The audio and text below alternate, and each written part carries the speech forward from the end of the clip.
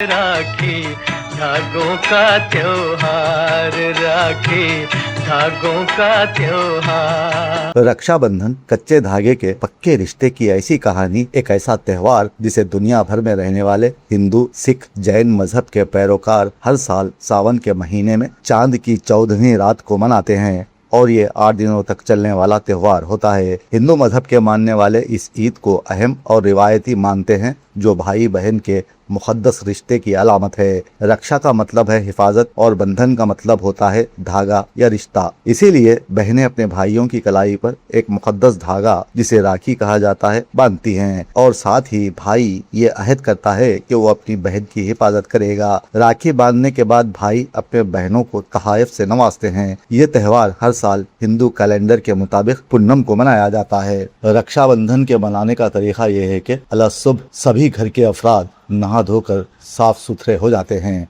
नया लिबास जेब तन किया जाता है, फिर देवताओं की पूजा की जाती है। इस दौरान राखी की भी पूजा की जाती है और इस पूजा में अपने गुज़िश्ता बुजुर्गों के लिए दस्ते दुआ दराज किया जाता है और देवता से उनके पाप की बख्शिश मांगी जाती है।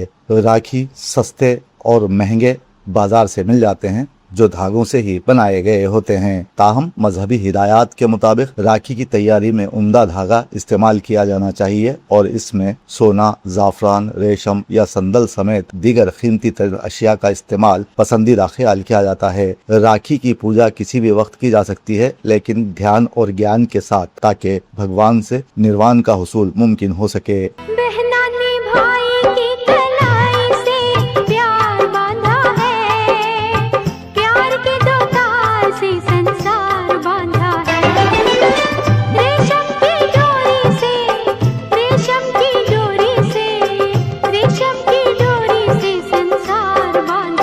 राखी की पूजा पाठ के बाद अब इसके बंधन का मरहला आता है। चुनाचे पहले भाई के माथे पर टीका लगाया जाता है और उसे लकड़ी के एक स्टूल पर बिठा दिया जाता है। बहन इसके सामने खड़ी होती है, उसकी आंखों में आंखें डालती है, फिर उसके दाएं हाथ की कलाई पर राखी को बांधकर रक्षाबंधन की रस्म पूरी कर ली जाती है। आखिर में घी के चिराग जलाकर भाई के चेहरे के सामने घुमाया जाता है। बहन के इस लंबे चौड़े तरद्दुद के बाद हिंदू मजहब भाई को हिदायत करता है कि वो बहन के सामने इसके तहफ़्फ़ुज़ के लिए खुदा से महज दुआ मांग ले और बहन को भी मजहब की तरफ से ये हिदायत है कि वो भाई से किसी तोहफे की उम्मीद ना रखे। अगर वो किसी तोहफे की लालच में ये खिदमत करेगी तो मजहबी तालीमात के मुताबिक उसे रूहानी बरकत से महरूमी का सामना करना पड़ेगा, क्योंकि कृष्णा जी की एक बार जब उंगली कट गई तो वो अपनी बहन द्रौपदी के पास गए। बहन ने अपनी कीमती साड़ी का पल्लू फाड़कर अपने भाई की उंगली पर बांध दिया। इससे साबित है कि बहन को किसी खिदमत का इवज चाहने की इजाजत नहीं है। मेरे भैया, मेरे चंदा, मेरे अनमोल रतन, तेरे बदले मैं जमाने की कोई चीज न लूं। तेरी सांसों की कसम खा के हवा चलती है, तेरे चेहरे की झलक पाके बाहर आती है।